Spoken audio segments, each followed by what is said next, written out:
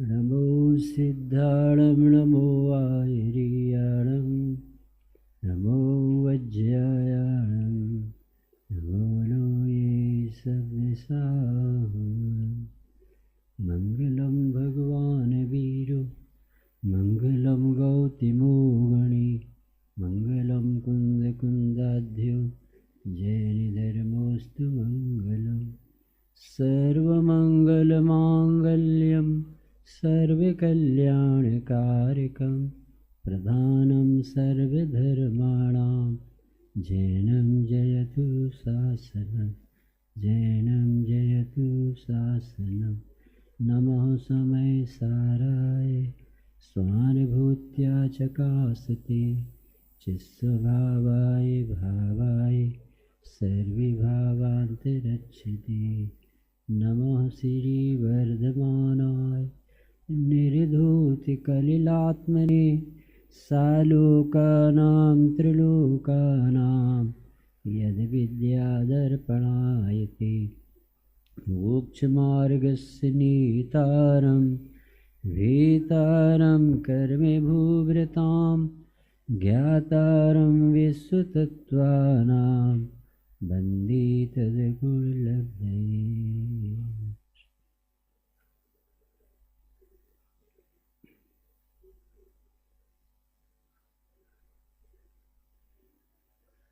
पंचकल्याणक प्रतिष्ठा महोत्सव में आज मुनि भगवंतों के आहार का दिवस, तब पावन दिवस, यानी तीर्थंकर को आहार देने वाला व्यक्ति पहला आहार दाता उसी भव में मोक्ष ले जाता। तीर्थंकर बहुत प्रभावना के पवित्र परमात्मा जो आते जगत में 18 कूड़ा कूड़ी सागर बाद आज मुनि दशा लेने का नंबर आया। 9 कूड़ा कूड़ी सागर उसके बीत गए, 9 कूड़ा कूड़ी सागर इसके बीत। फिर चौथा काल आया, तब प्रथम बार ऋषभ देव मुनिराज, और उसके बाद 6 माह तक तो आहार करने के लिए उठी नहीं, इतना मन ध्यान जितना भी लगा। इसके बाद आहार देने की विधि कोई जानता नहीं था, कैसे आहार हो। 7 महीने 9 दिन तक मुनीश्वर के विहार होते रहे और सभी लोग जो आते थे उनको नग्न देखते थे तो कपड़े ले आते, चप्पल नहीं देखते थे, पैर में जूते तो पैर में जूते पहनाने आते। विक्षिप्त लगते थे कि अरे दिमाग ठीक नहीं है क्या, ये कपड़े नहीं पहने, घर में चलो भोजन करो। इस तरह का व्यवहार तो मुनि आदिनाथ के साथ करते थे, परंतु ये नहीं जानते थे कि ये पवित्र मुनिराज इस मुद्रा में आहार के लिए निकले, ये विधि भी नहीं जानते थे। बहुत भद्र परिणामी तो थे, पर ये मुक्ति के मार्ग का प्रारंभ सबसे प्रथम दान तीर्थ प्रवर्तक श्रेयांस राजा से हस्तिनापुर में ये युग बना, और इसकी अनुमोदना और धन्यवाद देने के लिए भरत चक्रवर्ती को अयोध्या से हस्तिनापुर आने का भाव है कि आपने मुनीश्वर की मुद्रा को पहचान लिया और आज मंगल आहार हुए, पंचाश्चर्य हुए। और बहुत यानी ज्ञान तीर्थ का प्रवर्तन तो 13वें गुणस्थान में होता है, पर दान तीर्थ का प्रवर्तन पहले होगा। और कौन दान दे सकता है बाबू जी? जो स्वयं ऐसे शुद्ध आहार करता हो, जिसके घर में ही शुद्ध आहार ना होते हो, वो उसे मुनिराज की याद भी नहीं आई। क्यों आएगी याद? जो शुद्ध भोजन करेगा वो तो सोचेगा पहले मेरे घर में मुनीश्वर के चरण पड़े। ये जो श्रावक धर्म प्रकाश पर गुरुदेव श्री ने प्रवचन किए ना बाबू, सबको पढ़ना चाहिए।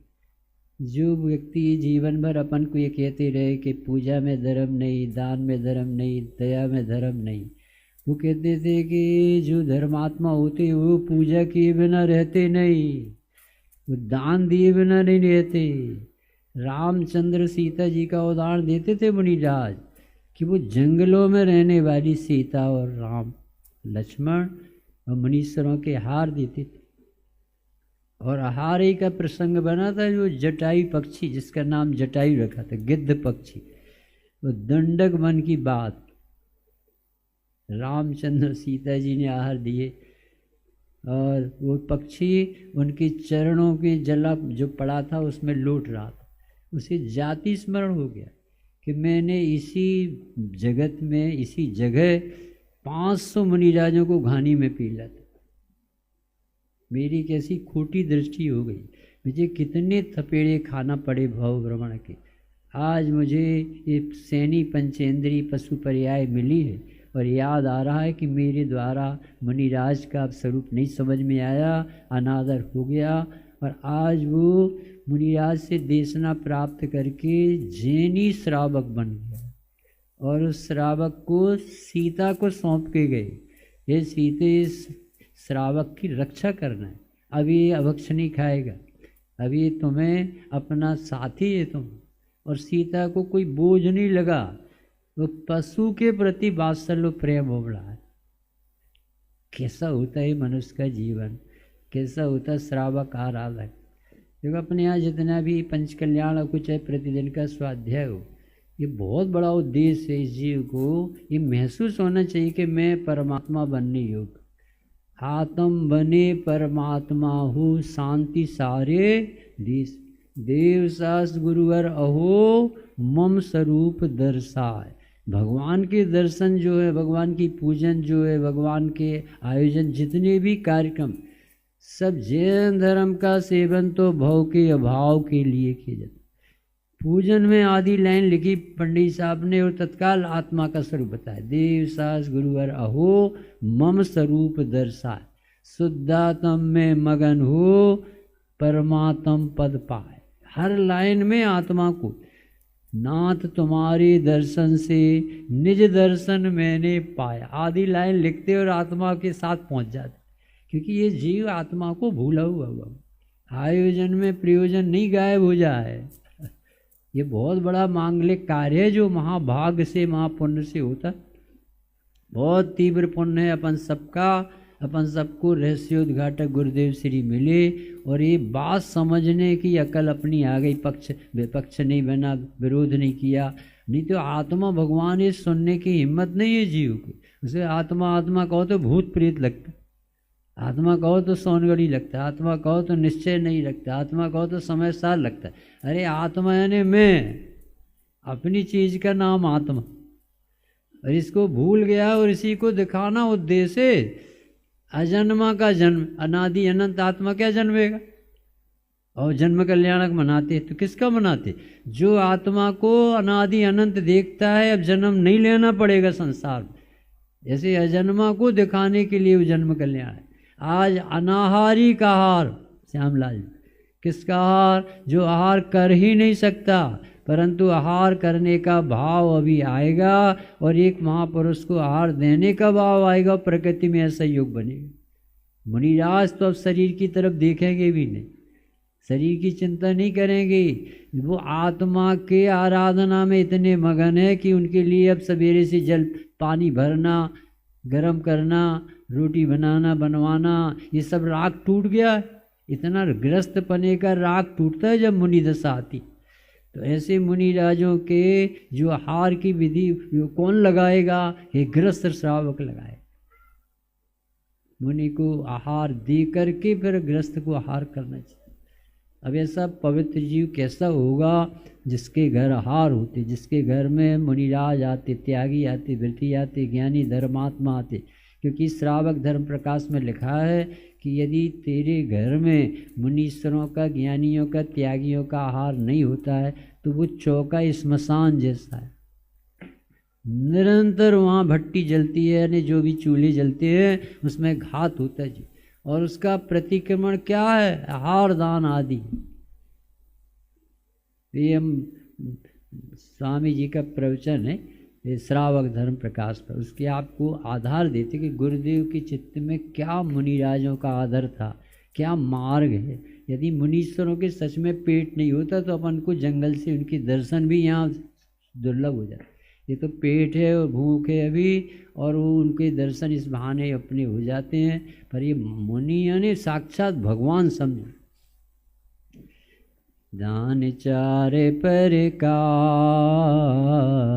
चार संग को दीजिए, धन बिजली उन हार नर भोला हो लीजिए। ये लाइनें हैं ना, ये दानोपदेशन अधिकार में संस्कृत में आई, उसकी समझ लो भावान बात। उत्तम पात्रों को आहार दान देने से भूख नहीं लगती, ऐसी ऐसी तो सही अवस्थाएं प्राप्त। जो यहाँ बार बार मोह नहीं जुठाड़ते, वहाँ पर मोह जूठा करने की योग्यता नहीं, यानी जरूरत नहीं रहती। स्वर्ग आदि भोग भूमि में जन्मते हैं ऐसे जी, स्वर्गों में जन्मते जहाँ भूख ही नहीं। एक आंवले बराबर भोजन हो, 3-3 दिन तक शरीर को कुछ तकलीफ नहीं, ऐसा शरीर का योग बनता है। तो दान उत्तम पात्रों को देने से परभव में स्वर्गाधिक सुख की प्राप्ति होती है। पद्मनंदी आचार्य देव के बचन। औषधि दान देने से अतिशय निरोगता और सुंदर रूप मिलता है। शास्त्र दान देने से अत्यंत अद्भुत विद्वता प्राप्त होती है।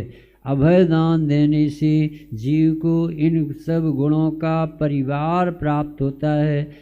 क्रम से ऊंची पदवी को प्राप्त करता हुआ वह जीव एक दिन निर्वाण को, मुक्ति को प्राप्त। 4 दान की चर्चा है अपने बाबू। कौन कौन से? औषधि, शास्त्र, अभय, आहार। कौन कौन से बाबू जी? औषधि दान, शास्त्र दान, अभय दान और आहार दान।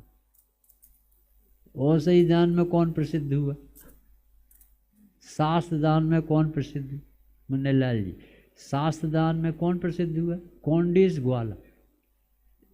वन जंगल में पूरा जल रहा था, पूरा जंगल, और एक वृक्ष के कोटर में जनवाणी रखी थी और सारा जंगल जल रहा है, वो वृक्ष सुरक्षित। उसे आश्चर्य हुआ और वो दिव्य यानी देवी चीज, इसके अस्तित्व में आग नहीं पहुंचती। अरे जहाँ जनवाणी पड़ी जाती है, बाँची जाती है, उस घर में आग नहीं लगती, यानी लड़ाइयाँ नहीं होती। सबके दिमाग व्यवस्थित होते। कुछ भी गड़बड़ी हो गई, गड़बड़ी नहीं है, परिणमन है। दूध गिर गया, गिरने योग्य तो परिणमन था, इसलिए हो गया है। ये कर्ता कर्म की भ्रांति टूट जाती है। उस घर में सर्वार सिद्धि तपोधन होता। पर नहीं साहब, जिनके घर में जिनवाणी बजती है, जिनके घर में स्वाध्याय होता है, तत्व प्रेमी जीव के कसाय नहीं आते। सगुन चंद जी ने मंदिर बनवाया, दिल्ली वाले हरजस राय ने मंदिर बनवाए, पाड़ा साय ने कितनी मंदिर बनवाए, कितनी चर्चाएं। और इतना बड़ा मंदिर बना देते थे और वो सीढ़ी बनाने के लिए पैसे नहीं मिले।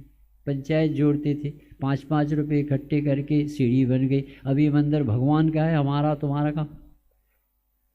कितनी लघुता होती थी। एक व्यक्ति सब व्यक्तियों को भोजन कराया दिल्ली में, और एक गरीब व्यक्ति मूंगफली का ठेला लगाता था, वो नहीं आया। हिसाब में नहीं आ सकता, मैं खिला नहीं सकता तो क्यों खाऊं। तो वो सेठ स्वयं सगुन चंद जी मंदिर से आए थे, पूजन करके धोती पहने थे श्यामलाल, और ऐसे ही खड़े खड़े गए उसके। तो वो देख के रह गया, इतने बड़े आदमी कैसे आए, कि भैया पानी नहीं पिलाओगे? तो उसके पास जो गर्म पानी रखा था, पानी मार, तो पानी के पहले 2 दाने मूंगफली के दे, तो मूंगफली खाई, पानी पी। अब तो आओगे। क्या कहलाती निरभिमानता। हमारे जबलपुर में मंदिर बना, और मंदिर बनने के बाद बाबू भाई, डॉक्टर साहब, बड़ी बड़ी पुरुष, ज्ञानचंद जी, विदिशा, बड़ी बड़ी पवित्र जीव आते थे। और जब बनने के बाद वो बोले कि आज तो मैं कृत हो गया मंदिर बनने के बाद। तो हमारे बाबू भाई बोले, आज से तो धर्म का प्रारंभ होगा, कृत कहाँ से हो? आराधना करना ये उद्देश्य है अपना। कितनी लघुता जाती है जैन शासन को समझने पर। सब जीव भगवान देखते, शरीर की बुद्धि, देह बुद्धि, पर्याय बुद्धि छूट जाती। कितना हल्कापन रहता है। उसे सर्वस्व लुटाने का भाव होता। देवदास गुरु के चरणों में ऐसा लगता है कि मैं अपना क्या लुटा दूँ। और जब तक उसे 5 इंद्रिय के भोग परिवार जनों के प्रति जो समर्पण है, उससे अनंत गुना समर्पण पंच परमेष्टि के प्रति नहीं आएगा तो ये गृहीत हिलेगा भी नहीं। बाबू पढ़ लेना 77। गृहीत मिथ्यात नहीं हिलता जब तक पंच परमेष्टि भगवंतों के प्रति जान लगाने का भाव ना है। और पंच परमेष्टि से ज़्यादा अनंत गुना बहुमान जब तक अपने ज्ञायक परमात्मा का, चैतन्य परमात्मा का नहीं आता, तब तक ये अगृहीत मिथ्यात नहीं। अभी तो अपन को गुरुदेव श्री से आत्मा सुनने मिला है कि तू भगवान है। भाई ये करता नहीं है, परिपूर्ण है, शुद्ध है, परमात्मा है, तुझमें भगवान बनने की शक्ति है। तू अपने परमेश्वर को भूल गया है, जैसे मुट्ठी में रखे हुए सोने को कोई भूल गया हो। इतना सरलता से अमृत चंद्राचार्य देव ने आत्मख्याति की। अभी तो दान का प्रकरण है कि उसे एक विभाग होता है तत्व रुचि के साथ कि उसे सर्वस्व समर्पण करने का भाव आता। तो दान 4 प्रकार के ज्ञानी जनों की। औषधि दान में प्रद्युम्न जी कामदेव बने, ये पूर्व में जीव ऐसा वैद्य थे और श्री कृष्ण ने एक बार दान दिया। वो क्या कहते मुनिराज को देखा, तो जो रोग श्री कृष्ण को था वही मुनिराज को था। तो उन्होंने कहा कि ये औषधि वैद्यराज से बनवाई और घर घर में भिजवाई, जहाँ जहाँ मुनिराज के हार हों। तो वो दान औषधि दी गई और मुनिराज स्वस्थ हो। अब वो जीव ऐसा वैद्य और श्री कृष्ण जी गए उनके पास कि महाराज जी कैसा स्वास्थ्य, चौद्रव स्वस्थ, बीमार कौन? अरे कैसे वैद्य को इतना तकलीफ हुई कि मैंने इतनी मेहनत करके और जड़ी बूटी से औषधि बनाई, ये थैंक यू भी नहीं दे सकते, ये धन्यवाद भी नहीं। अरे शरीर बुद्धि हो जब उसमें लाभ माने तब तो थैंक यू। तुम देने वाले नहीं, हम लेने वाले नहीं, कौन देता कौन लेता, काय का शरीर काय का स्वास्थ्य, आत्मा जानो भाई, इसके बिना कोई सुखी नहीं होगा। तो मुनिराज ने कुछ नहीं कहा, उसे बहुत तकलीफ हो गई, इतना परिणाम बिगड़ा संकलेश के परिणाम की वो मरकर बंदर हो गया। और बंदर हो गया वो मुनिराज, वही मुनिराज बैठे थे जंगल में किसी शिला पर, और वो बंदर उछल कूद कर रहा था पेड़ पर, और एक डगाल टूकी तो मुनिराज के शरीर में घुसे। तो नीचे आके देखा तो मुनि को देखते ही जाते स्मरण हो गया उसे, अरे इनको तो देखा है पहले, अरे इनकी तो दवाई की, अरे ये रोग का अभी ये जो खून बहेगा इसकी दवा मेरे पास है, ये वो जड़ी पत्ती ले आया और बांट के ऐसा वैद्य। और वो जीव ऐसा वैद्य बंदर बना, बंदर से निकल करके वो प्रद्युम्न कामदेव बना, स्वर्गाधिक से। समझ में आता भैया कैसा जरा सा भी मुनिराज का योग तो बने, जीव के चित्त में आदर तो आए कि मुनि भगवान होते।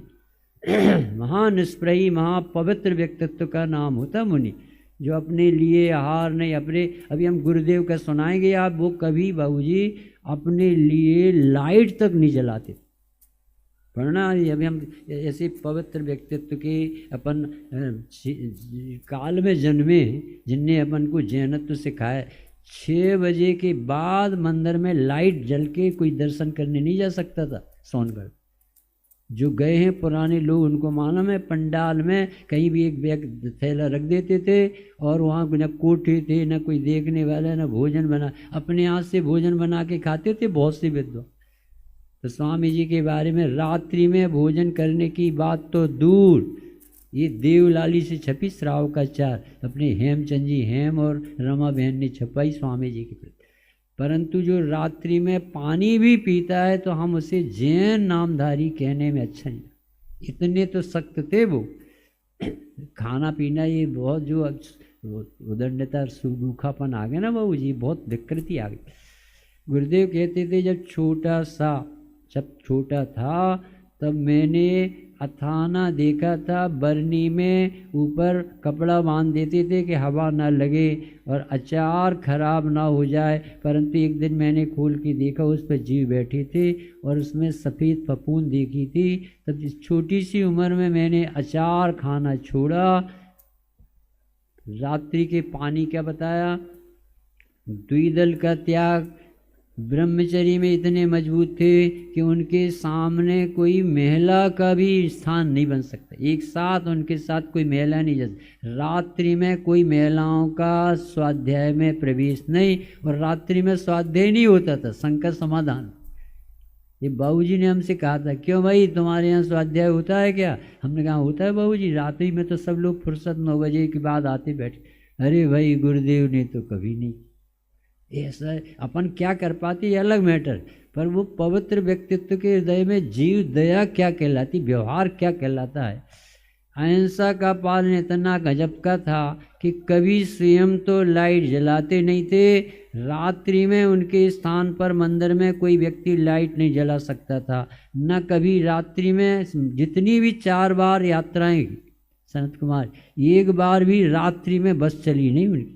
सोचो अपन क्या जीवन जी रहे हो गुरुदेव किसी के। न लेटरिंग थी उस समय और न पंखा चलते थे। सोनगढ़ के मंदिरों में पंखे नहीं बाबूजी अभी तक। क्या सीखने मिलता अपन को गुरुदेव से। क्या जीव जगत ने किस रूप में स्वामी जी को जाना। वो रात्रि में लाइट नहीं जलाते थे। रात्रि में उनके स्थान या मंदिर में कोई व्यक्ति भी लाइट नहीं जला सकता था। न कभी रात्रि में गमन करते थे, न कभी दरवाजा लगाते थे, न खोलते थे। सोच लो जरा, मुनियों जैसा जीवन जिया मुन्ना भाई। लाइट तो छोड़ो, दरवाजा लगा के नहीं सोते। गर्मी के दिनों में भी बाहर नहीं सोए, जो कमरा में जहाँ ठहरे हुआ। जीवन पर्यंत के लिए, अच्छे सुनो किसे कहते कांजी सोम, जीवन पर्यंत के लिए सावन तेल लगाने का त्याग था। कोई सोच सकता है कभी देहात में रहना। कभी दूसरों से लगवाते भी नहीं थे। सूक्ष्म जीवों की भी हिंसा ना हो, इसलिए 4 हाथ जमीन देखकर ग्रस्त थे। और चलते चलते बात नहीं करते थे, बात करते थे तो खड़े हो जाते थे। मुनि आज का कितना उसका उत्कृष्ट पद है। ये तो गृहस्थ श्रावक की बताए। कल अपन ने क्या समर्पण देखा, तोड़मल जी का बलिदान देखा, जैनत्व का आदर देखा कि एक ने तत्व की रक्षा में अपनी जान लगा दी। ये ग्रंथ के यदि ये अलग करो, ये अलग करो, व्यवहार से धर्म नहीं होता, ये सब क्या कितनी तकलीफ हो गई जैनियों को। और जैनियों ने फिर वो दूसरों को उकसाया। और वो तोड़मल जी जैसे पवित्र व्यक्तित्व को कल अपन ने देखा। क्या जैन शासन है भाई साहब। अकलंक देव ने अपनी जान लगा दी, निकलंक भाई चला गया। एक जैन शासन महाभाग हो, अनंतों भाव रखड़ते रखड़ते, बहुत तीव्र पुण्य कई भावों का इकट्ठा हो तब एक बार जैन मॉडल बनता।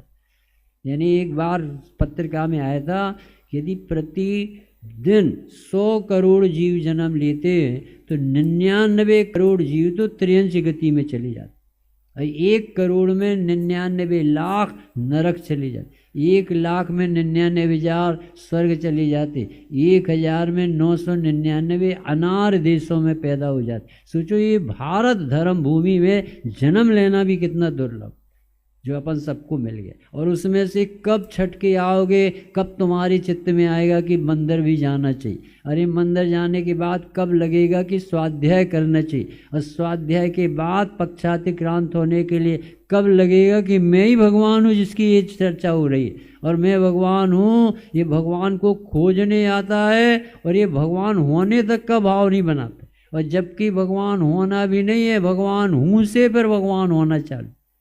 इतनी लंबी यात्रा से अपन सब सिमट कर यहाँ बैठ गए। कितने निकट आ चुके हैं। अब तो एक छलांग मारे तो सम्यक दर्शन ले, वो मुनि दर्शन ले, वो भगवान में। कभी दूसरों से ऐसी मालिश नहीं करवाते थे। जेठ मास में नीम के फूल बहुत होते हैं, जमीन पर गिरते हैं। स्वयं फूल पत्ती आदि गीली जमीन पर नहीं चलती। सोचो कितनी शिक्षाएं मिलती। और ये अपने डॉक्टर भारल कहते थे, हमारे पास एक मकान है और हमारे पिताजी जब जाने लगे तो बोले बेटा पुण्य बढ़ेगा और तू पैसा बढ़ेगा तो नए मकान बनाने की सोचेगा। मेरा ये कहना है कि मकान आदि बनाने में बहुत हिंसा होती है, इसी में समता से रहना, ज़्यादा फैलाव नहीं करे। ये डॉक्टर साहब के पिताजी गांव के रहने वाले, इनकी इतनी भावना भाई थी बाबूजी कि कि मेरे हे भगवान ऐसे पुत्र पैदा हो जो जैन शासन की प्रभाव ना करें, खूब तत्व ज्ञान की बात बताएं, ऐसे शिक्षा देने वाले मेरे पुत्र पैदा। और सचमुच में रतन चंद जी भारल और डॉक्टर हुक्मचंद जी भारल ने तूफान मचा दिए। गुरुदेव श्री की देशना को पूरे विश्व में फैलाने का श्रेय जाता है तो डॉक्टर हुक्मचंद जी भारल का जाता है। कितना गजब, 50 लाख साहित्य उनका निकल चुका, और कितने सरल पद्धति से जनवरस नए चक्रम 10 लक्षण धर्म को पढ़ के तो स्वामी जी इतने खुश हुए थे। क्या गजब लिखता है ब्रह्मचर्य आदि के लिए। ऐसा व्यक्तित्व अपन को देखने मिला। गीली जमीन पर चलते नहीं थे, यदि किसी को उन पर चलते देख ले तो कहते थे भाई इस पर मत चलो, तुम्हारे पूर्वों के अनंत माँ बाप बच्चे इसमें बैठे। कभी ये लगता है जीव को ऐसी दया आती। वैराग रस के रसिक थे, इसलिए कभी स्वामी जी ने फिल्म नहीं देखी, टीवी नहीं देखी, सिनेमा नहीं देखे, नाटक जरूर देखने गए थे जब वो गृहस्थ दशा में थे, और वो भी वैराग रस पोषक नाटक देखे। 10 वर्ष की उम्र की थी जब उन्होंने रात्रि के पानी का त्याग किया था। रामचंद्र जी का जीवन भी रात्रि के जल के त्याग से धनदत्त व्यक्तित्व था। इस तरह से गुरुदेव के बारे में ये पुस्तक निकली थी, वहाँ पर श्राव का चार। अभी तो आज अपन को मुनिराज के बारे में समझना है कि औषधि शास्त्र, अभय, आहार, 4 प्रकार के दान होते। तो औषधि शास्त्र, औषधि दान में अपन ने जीव ऐसा वैद्य जो प्रद्युम्न जी बने। ज्ञान दान में कौंडिस ग्वाला जो कुंद देव बना। अभय दान में अनंगसरा नाम प्रसिद्ध। सर्प ने अजगर ने डस लिया आधा, और उसके पिताजी चक्रवर्ती 3000 वर्ष तक जंगल में रहे, और उसके बाद पता चला तो आज वो चक्रवर्ती आया अपने बच्चों के साथ रक्षा कर। तो उनका पिताजी मैंने 100 हाथ जमीन के बाहर जाने का त्याग कर दिया, और आज ये मूक प्राणी इसको नहीं मान, सैनी पंचेंद्रिय, मेरा शरीर तो खराब हो चुका है और मुझे जाना भी नहीं।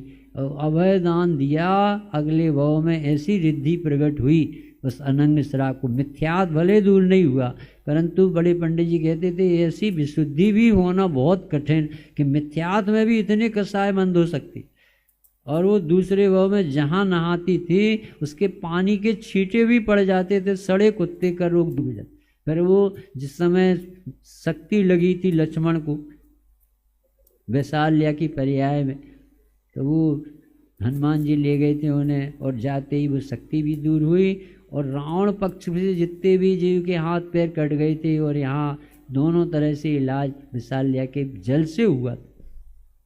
ये औषधि दान, अभय दान, आहार। आज आहार दान की चर्चा। तो श्रावक धर्म के, अब देखो स्वामी जी के लिखने, ये आहार दान की चर्चा में भी सम्यक दर्शन को नहीं भूल जाना। श्रावक धर्म का मूल तो सम्यक दर्शन है, उसी लक्ष्य में लेकर ये बात सब समझना, नहीं तो तुम आहार दान के कर्ता बन जाओगे। अरे उनके पुण्य के उदय से आहार मिलता है, और देने वाले को विशुद्धि होती तो पुण्य बंधता है। बड़े पंडित जी कहते थे जब हम आपसे जय जयंत करते बढ़ जाते, तो हम जब आपसे बड़े जय जयंत करते तो हमारा पुण्य बढ़ता है और तुम्हारा पुण्य घटता है। यानी उदय आएगा तब कोई तुम्हें जय जयंत करेगा, और हमारा पुण्य नया बढ़ेगा क्योंकि हमने भगवान का स्मरण किया। ऐसे आहार दान देने वाले का विशुद्ध परिणाम से पुण्य बढ़ता है। जैसे जल निकलता है ना कुएं से, तो और जल स्वच्छ साफ निकलता है। दान देने से कभी धन नहीं घटता, बढ़ता है। ये कैसे समझ में आए जगत की। ये जिस घर में मुनिराज के, रिद्धिधारी मुनिराज के आहार होते हैं, कितने खाए, कितना आहार लिया होगा, 150 का भी नहीं, और रत्न वृष्टि होती थी कितने करोड़ों। कहाँ समझ में आता है जी। तो ये मुनिराज जिनको आहार दान दे रहे हैं, उनकी आहार दान देने वाले के इतने विशुद्ध परिणाम होते हैं, इतने विशुद्ध परिणाम होते हैं। यदि उसने अपने लिए 4 रोटी बनाई बहू जी, अपने लिए शुद्ध भोजन, बाजार का कुछ भी नहीं, मर्यादा बार, तो उस शुद्ध भोजन में देने में 4 रोटी में यदि उसे भूख मिटती तो मुनिराज के आहार देने में इतना उत्साह होता है कि भूख खत्म हो जाती, आधी मुकरे। तो 2 रोटी में मुनिराज के आहार और 2 रोटी में उस बहन की आहार। चंदन वाला के पास क्या तैयारी थी सोचो, और कितना बड़ा काम किया। उल्लास तो था। गरम पानी रख गई थी सेठानी और कोदों के दाल, जो दाल भिगोई थी वो दाल रख गई। आपको मालूम जो तीर्थंकर के आहार होते हैं उनको तुम कोई भी आहार दो, ऐसी रिद्धियां होती हैं उनके कि उनके हाथ में जाते ही वो खीर बन जाती और उनको पेय जैसा पीना पड़ता। जैसे मुनीश्वर के आहार दान देने वाले के इंद्रपद, चक्रवर्ती आदि प्राप्त होते हैं, उस पुण्य फल में हे बुद्धि होती, वो प्राप्त करने के लिए आहार नहीं देता है। ऑटोमेटिक ऐसी विशुद्धि में प्रकृति में व्यवस्था है कि व्यक्ति बहुत महापुरुष है, जिसे आहार दान में सबसे ज़्यादा योग निकटता का, पूजन में और आहार में मुनिराज का और देवसाज गुरु का सबसे निकटता का काल बीतता, परिणाम खिलते। एक बार दिन में ले आहार, खड़े अलप निज पान में। मुनिराज कितनी बार आहार ले सकते? एक बार ले सकते। कब ले सकते? दिन में कि रात में? कि दिन में ही ले सकते। कैसे लेंगे? कि खड़े खड़े लेंगे। कितना लेंगे? कि अल्प लेंगे। काय में लेंगे कि पानी में लेंगे। कितनी विशेषता एक लाइन में कवि के, आत्मज्ञानी कवि के बिना ऐसी लाइनें कोई ले सकता?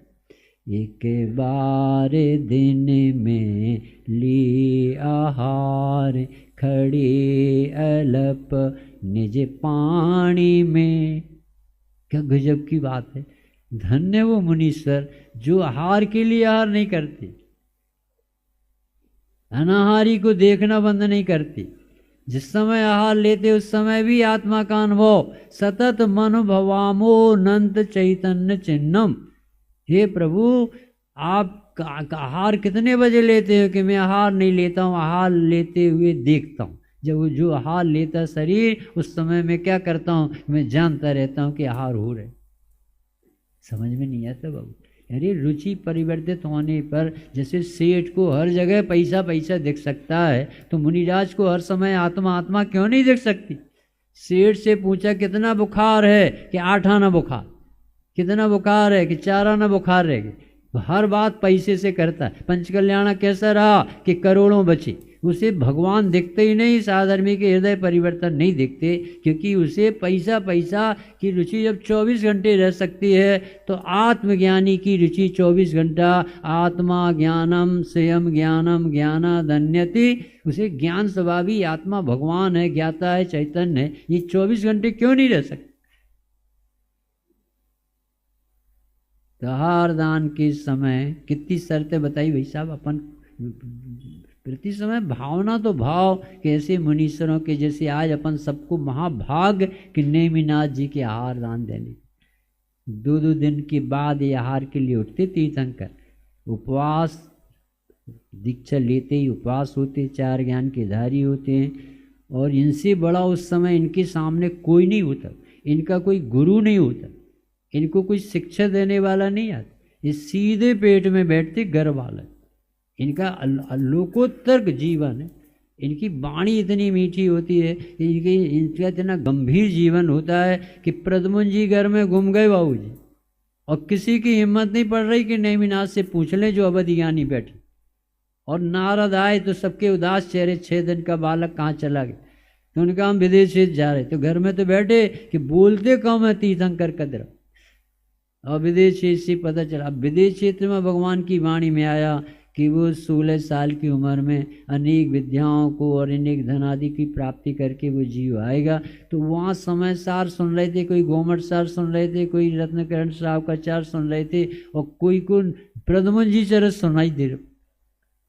क्या है? जैसी आपकी भावना हो वो आपको सुनाई देता है। पंचकल्याण कौन, वो समझ में आता है जैसी रुचि लेके जाओ। तो यदि आत्मार्थी बन के आओगे तो यहाँ आत्मा ही आत्मा दिख। कितनी सुंदर तत्व चर्चा संजय जेवर कराते। रजनी भाई कैसी प्रतिष्ठा कराती, अपन सबको देखे प्रसन्नता हो। कितने अच्छे साधर्मी, कितने सरल होते। गुरुसराय के लोगों को देखो तो इससे ऐसा लगा कि यहाँ गुणी जीव हैं, गुरुओं जैसे जीवन रहे होंगे जब तक ये गुरुसराय नाम पड़ा। यानी सीखना चाहो तो एक एक चीज़ सिखाती, और नहीं सीखना चाहो तो समय सार क्या करे मुनिराज क्या। तो ऐसे 4 बातें कौन कौन सी बताई। एक बार ही आहार लेते हैं और वो समय पर ही लेते, चाहे जब नहीं लेते, एक बार दिन में ही लेते। एक दिन में का लेने का अर्थ क्या है कि अंधेरे में बने हुए आहार सब रात्रि के बाहर, वहाँ पर भोजन नहीं कर सकते। जहाँ बल्ब जलाना पड़े उस घर में हम मुनिराज के हाथ। कल आए थे डॉक्टर साहब, वो सुरेश चंद जी दीक्षित, जो प्राकृतिक इलाज सिखाते हैं, नेचुरल इलाज सिखाते हैं। वो हमसे लास्ट में जाते जाते कह गए कि एक बात सबके सामने कह देना, आज जो डाई बनी है काले बाल करने की तरीके आए हैं, बोले उससे कैंसर हो रहे। बोले आप कह सको तो एक बार सबको संबोधन दे देना कि भाई साहब ये गंदा काम नहीं करो, ये बाल सफ़ेद रहने दो, थोड़ा बहुत बैराग आ जाए तो क्या नुकसान हो। मुश्किल से तो घर से निकलते हो आप और कोई तो कहने वाला नहीं कि आत्मा भगवान, और ये पंच कल्याणक में पाषाण परमात्मा बन के चला जाएगा तो अपन इतनी भी सीख नहीं ले जा पाएंगे। कोई दाढ़ी बढ़ाने में लगे हैं, कोई दाढ़ी काली से सफ़ेद करने में लगे, ये क्या रोग हो गया। आत्मा की आराधना की किसी को चिंता नहीं। ये तो पर्व इतना बड़ा आयोजन कितने मुश्किल से होते, कितना मेहनत का काम है, कितना समर्पण चाहिए, और उसमें तो यही सीखना है कि भगवान बनने की सामर्थ्य है अपन। तो अवक से बचें। आज स्वामी जी कहते थे दीक्षा के दिवस ऐसा बैराग आना चाहिए अपन को कि हमारी ताकत होती तो आज हम जिनेश्वरी दीक्षादार। क्योंकि अपन कर क्या रहे, निगोज से नरक से निकले हैं भाई साहब, और फिर से वापस जाना। आए निकस निगोद सिंधु ते फिरती पंथ चले। कैसा लगेगा जब अपनी कथा कही जाएगी कि पंडित राजेंद्र कुमार जी नरक पहुंच गए। अच्छा लगेगा, कुछ भी खाते कुछ भी पीते, यानी पदार्थों में बिस्लरी नाम लिखा बढ़ जाता है जी, बिस्लरी लिखा बिस, और तो भी ये कैसे पीता रहता है। पापलर लिखा पाप पाप पापलर, जलेबी लिखा जलेबी, होटल लिखा हो तो टल, ऐसे नाम तक आपको सावधान करते हैं। पोहा लिखा, पौ बच जाएगी अभी, इतने गंदी चीज़। सफ़ेद चावल के पिसे में सफ़ेद इल्लियाँ होती, हरा बटर में हरी इल्ली होती, पिंड के जूर में लाल है ना तो लाल कीड़े होते। जो जो चीज़ गीली होती है, मर्यादा जिसकी भगवान ने बताई उससे ज़्यादा हटके होती है, उसमें नियम से जीवराशि पढ़ते। आज उनका तो हार होगा, अपन भी कुछ सीख। विराग भी एक घटना ऐसी सुनी अभी वहाँ पे जाके हस्तिनापुर में। गांधी जी इंदौर में गए और वो कपड़े की मिल का उद्घाटन करते। तो गांधी जी क्या क्या सदाचारी जीवन था। उन्होंने सब वर्कर्स को सामने खड़ा होकर कहा, जो जैन साइंस से मिलती बात, उन्होंने कहा बेटा तुम लोग सब काम करोगे, मशीन से कपड़े बनाओगे, पर मेरी एक बात सुनो, पर तुम तो अपने हाथ करगा के कपड़े पहनना। क्या जीव था, भारत का राष्ट्रपिता कहला। तुम तो अपने हाथ से बने कपड़े पहनना, उसमें जितनी सुविधा होती सूती कपड़े पहनने में, इस सिंथेटिक कपड़े में इतना शरीर योग्य नहीं, रोग है। दूसरा कहा बेटा बाजार के तेल कलर लेस आ रहे हैं, सुंदर दिखने में, रंगीन दिख रहे, बिल्कुल लिक्विड दिख रहे धा, परंतु उसमें केमिकल्स मिलाए गए, तेजाब मिलाई गई, फ्रेगरेंस मिलाए गए, सुगंध के लिए गंदी चीज़ डाली गई। घानी में पिला तेल लेना, बापूजी कह रहे, बाबूजी घानी में पिला तेल। बोले बाजार के चावल और सब तुम अपने हाथ के घर के कुटिल, ये बाजार की चक्कियाँ जो पीस रही, इससे नहीं, तुम अपने घर का पिसा लेना। ये इतनी चर्चा ऐसी कर रही थी गांधी जी, सब लोग देख के रह गए कि सचमुच में ये क्या देवता पुरुष है। वहीं बैठे थे अपने हीरालाल जी, जिनने धवलादि ग्रंथों के उल्था की, वहाँ बैठे थे। तो उन्होंने कहा, जिस जो दूसरा व्यक्ति था उस समय बोलने वाला, तो उनसे कहा कि किसी को यदि कुछ अपनी बात कहना, तो हीरालाल जी ने हाथ उठाया, 2 मिनट हम बोल सकते कि साहब अभी गांधी जी ने बहुत अच्छी शिक्षा दी आहार पान की, कि बहुत व्यवस्थित जीवन जीना, बीमारी नहीं होगे, तुम अस्पताल नहीं जाओगे, नहीं तो ये किडनी खराब होगी, लीवर खराब होगा, सब प्रोस्टेट खराब होगी, ये गंदे भोजन से हो रहा हो, तनाव से। यदि जिनने सदाचार का जीवन जिया वे अपने आप ही, बाबू जी हमें चश्मा नहीं लगता, दांत में कुछ नहीं होता, अभी अपन सदाचार से जियो तो अपनी उम्र में ये सब दिखाई दे। तो अब ये हीरालाल जी क्या बोले होंगे कि मैं और कुछ कहना चाहता कि भले आप आटा हाथ की चक्की से पीस कर खाओ, बहुत अच्छी बात है। वो बाजार के चक्कियों में तो इतनी गर्म रहती हैं कि उसमें सारे विटामिन जल जाते हैं, इसलिए उसमें तो वो लाभ नहीं मिलेगा। पर मैं ये कह रहा हूँ कि जैन शासन में हमारे भगवान महावीर ने ये भी बताया कि जब बरसात होती है उस दिन 3 दिन के बाद उसमें बैक्टीरिया आ जाते हैं। यदि आप शुद्ध भोजन भी आहार लोगे ना तो फिर वो कीटाणु चीज़ घुस गई ना, वो फिर आटा काम में नहीं आए। 5 दिन के बाद 7 दिन के बाद उस आटा की मर्यादा भी निकल जाती है, वो सेवन करने लायक। ऐसी उनने सब चीज़ों में बताया। पानी छान के तो पीना, परंतु गर्म करके पी तो रोग नहीं होंगे। रात्रि में नहीं खाना, दिन ही में भोजन कर। ये हीरालाल जी वहाँ बैठे थे तो गांधी जी देख के रह गए कि देखो जैन शासन में ये सदाचार से हमने इतना सिखाया था कि शुद्ध भोजन, फिर इस शुद्ध भोजन में भी मर्यादा है। यदि आपने 6 घंटे के बाद सब्जी और दाल का प्रयोग किया तो फिर उसमें असंख्यात तो जीव बढ़ना चालू। फ्रिज में रखे हुए सामान नहीं खाओ, ये बीमारी की तैयारी है बाबू जी, मरने की तैयारी, रोग। यदि आप थोड़ा बहुत भी जीवन सामान्य बना लेते हैं तो अस्पताल की गंदी दवाइयों से बच जाओगे। काय के कैप्सूल बन रहे, काय के भी पदार्थ बन रहे, यानी काल इतना खराब आ गया कि बाहर निकल के हवा लेने लायक नहीं। जो जीव जितना सदाचारी रहेगा वो इतने ही ज़्यादा सुरक्षित रहेगा, बीमारियों से बचेगा, किसी को ना गुलाम बनाएगा, दवा खाने के लिए परेशानी में पड़ेगा, ना परेशान हो। तो अभी मुनिराज के आहार दिन में एक ही बार होते हैं, बार बार नहीं होते। यानी योगी खाए एक बार और भोगी खाए 2 बार और रोगी खाए अनेक। जो बार बार खाते रहते हैं, सोचो कौन सी दशा है। और ये शरीर को इतना मुख्य नहीं करना, ये स्वाद लंपट नहीं बना जिससे हम आत्मा भूल जाए। खड़े खड़े क्यों खाते? डॉक्टर साहब थे जब प्रवचन करते थे, खड़े खड़े क्यों खाते? अरे भैया उनको बहुत बड़ा काम करना है। कौन सा काम करना है? इसके बाद सामायिक पे बैठना, प्रतिक्रमण पे बैठना, उनकी 2.25 घंटे की सामायिक होती, उनको फुर्सत कहाँ है? तो वो खड़े खड़े जल्दी से निपटते। और खड़े खड़े होने में अब गृहस्थ के घर में आना पड़ा मुनिराज को। धबला में लिखा कि जिन्होंने गृहस्थ दशा छोड़ी है उन्हें घर आने की जरूरत क्या है, पर ये भोजन के पीछे लौकिक जनों के बीच में आना पड़ता है तो वो मौन का कवच धारण करके आता। यदि मौन न लें तो गृहस्थों से घर गृहस्थी की बातें होगी, और मंदिर बनवा दो, ये करवा दो, कोई ना कोई कार्यक्रम थमा देंगे, कलेक्शन करा दो। मुनिराज लौकिक जगत के बीच में रहने पर लौकिकी कहलाता।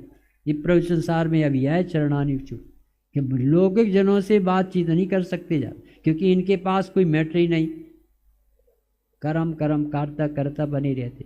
तो एक बार लेंगे, खड़े खड़े लेंगे, यानी जब तक शक्ति नहीं है तो नहीं लेंगे। खड़े खड़े लेंगे यानी फुर्सत नहीं है अपना इतना बड़ा कार्य कर। अल्प लेंगे, अल्प की शर्त रखी। अल्प क्यों लेंगे? क्योंकि अधिक भोजन प्रमाद का कारण बनता है। उन्हें सामायिक में ऊँघ करके, सो करके, प्रमाद करके अपना कीमती जीवन बर्बाद नहीं कर। तो अल्प लेंगे। और डॉक्टर साहब कहते थे खड़े खड़े लेंगे, अल्प लेंगे, पर हाथ में ही क्यों लेंगे? यदि हाथ में न लेते ना तो वो सोने की चांदी की थाली लाता है गृहस्थ, और अपने मन से यक्षा परस्ता। वो मुनिराज को अपनी आराधना मुख्य करके आहार लेना, इसलिए वो अल्प लेते हैं, वो तत्व लेते हैं जिससे उनकी सामायिक आदि में बाधा ना आए। आधा पेट भोजन और फिर पानी से भरते हैं और फिर खाली रखते हैं जिससे उनकी सामायिक आदि के कार्य बन सके। ऐसा पवित्र जीवन मुनिराज का होता है। 4 लाइनें देखो इसमें लिखी है। सब जीवों को सुख चाहिए, पूर्ण सुख मोक्ष दशा में है। मोक्ष का कारण सम्यक दर्शन ज्ञान चारित्र है। ये रत्नात्रय निर्ग्रंथ दिगंबर मुनि को होता है। मुनि का शरीर अभी आहार आदि के निमित्त से टिका है। आहार आदि का निमित्त ग्रस्त श्रावक है। इसलिए जिस ग्रस्त ने मुनिराज को आहार दिया उसने मोक्ष मार्ग को खड़ा कर दिया। कितनी बड़ी उपलब्धि! ये पद्मनंदी आचार्य देव के वचन। फिर से ये सब जीव सुखी होना चाहिए। सुखी जीव पूर्ण सुखी मोक्ष दशा को प्राप्त करने, मोक्ष दशा की प्राप्ति सम्यक दर्शन ज्ञान चारित्र से ही हुई। सम्यक दर्शन ज्ञान चारित्र के सर्वोत्कृष्ट अधिकारी हैं तो वो मुनिराज ही होते। और मुनिराज का शरीर टिका रहे तो उनकी आराधना में बाधा ना जाए तो उसके लिए आहार चाहिए। और आहार वो दे सकता है जो स्वयं शुद्ध आहार करता है। वो गृहस्थ ही अपने लिए बना करके मुनिराज को आहार देता है। इसलिए परंपरा से गृहस्थ ने साक्षात समझ लो मोक्ष मार्ग को खड़ा कर दिया। इतनी बड़ी उपलब्धि है। और ये सब योग आज अपन को अचानक बनता है। पंचकल्याणक का योग जो है, देव गुरु धर्म का उत्साह, सत्पात्र दान, तीर्थ यात्रा आदि में राग घटता है, लक्ष्मी का सदुपयोग होता है। और तुझे भी अंतरंग में ऐसा संतोष होगा कि आत्मा के हित के लिए मैंने कुछ किया, अन्यथा मात्र पाप ही में तेरा धन का प्रयोग हुआ। यदि तूने मंदिर आदि में भगवंतों के और ये आराधनाओं में पंचकल्याणक आदि में खर्च नहीं किया तो कहाँ करेगा? तो अन्यथा मात्र पाप में भी जीवन बिताना, लक्ष्मी भी निष्फल जाएगी। मरण समय तू पछताएगा, अरे जीवन में आत्महित के लिए मैं कुछ नहीं कर पाया। और अशांत रूप से देह छोड़कर कौन जाने ये जीव फिर कहाँ पहुँचे। ये गुरुदेव के वचन है बाबू जी, जो कहते थे कि इसमें धर्म नहीं। वो कहते थे धर्म तो नहीं है पर धर्मी को ऐसा व्यवहार हुए बिना रहता नहीं। हमने व्यवहार से निश्चय मान रखा था ये बहुत बड़ा अनर्थ हो। और ये स्वामी जी ने क्या किया, योग व्यवहार वाले को ही निश्चय होता है पर व्यवहार से नहीं होता। निश्चय का लाभ जीव को तत्व निर्णय से, स्वभाव के आश्रय से ही। इसलिए हे भाई, छठ में से 7वें गुणस्थान में झूलते मुनिराज ने करुणा करके तेरे हित के लिए श्रावक धर्म का उपदेश दिया है। इससे तेरा राग घटेगा, क्योंकि श्रावक के दानम पूजा मुख्य होता है, मुनिराज के ज्ञान ध्यान मुख्य है और श्रावक के दान और पूजा मुख्य। अधिक से अधिक उनका व्यवहार ही दिखता है, सर्वस्व समर्पण का भाव दिखता है। ये सब इतने बड़े आयोजन बिना दान आदि के बिना कैसे हो सकते। तो इस तरह से आज का दिवस हमें बहुत गर्व का दिवस लगना चाहिए कि हमें कौन से भाग से तीर्थंकर के यहाँ वरदत्त राजा ने दिए। आज अपन सब वरदत्त राजा जैसे, आज अपने चित्त में कितनी प्रसन्नता होना चाहिए। जो काम हमारे चंदन वाला ने, जिनकी कोई व्यवस्थाएं नहीं थी और वो व्यवस्था नहीं थी और इतना बड़ा काम कर लिया, क्योंकि मुनि भक्ति थी। प्रकृति में आहार तुम नहीं कराते, उनके पुण्य के उद्देश्य में। डॉक्टर साहब कहते थे कि 7 महीने 9 दिन तक कोई देव नहीं आया, कहाँ चला गया था वो। इसका अर्थ है कि उनके पुण्य के उदय बिना उन्हें आहार नहीं मिले, और जब उन्हें आहार मिले तो उनका पुण्य का उदय था। और कब की बात है, वज्रजंग राजा ने असंख्यातों वर्ष पहले श्रीमती के जीव और वज्रजंग का राजा दोनों पति पत्नी ने मुनिराज को आहार दिए थे। 99 नंबर और 100वें नंबर के पुत्र चारण अधिकारी मुनिराज के आहार हुए थे जंगल। और वो आहार दान के भाव ख्याल में कब आए, जितने भाव बाद जैसे श्रीयांश राजा ने स्वप्न देखा आज, और देखा कि काला पर्वत लहला उठा। बहुत 7 प्रकार के सपने देखे थे, तो उन्होंने कहा आज बहुत बड़ा लाभ होना है। तो ऐसा विचार करके बैठे थे और एकदम से देखे मुनीश्वर आ रहे थे, और इतनी प्रसन्नता हुई उनको, कह आज भगवान सोने का सूरज हुए, कल्प वृक्ष फला। ऐसी पवित्रता प्रकट होती है, इतना विशुद्धि जगती है, जिसके द्वारा ये प्रतिदिन आप सबको ये विचार करना चाहिए भाई कि हमारे घर में शुद्ध ही भोजन, अशुद्धता ना हो, अंधेरे में नहीं खाएं, घर में एक स्वाध्याय भवन, तपोधन, तत्व चर्चा हो, हमारे घर में ऐसा लगे कि हम सब भगवान बनने वाले। ऐसी मंगल भावना से मेरा अभी हम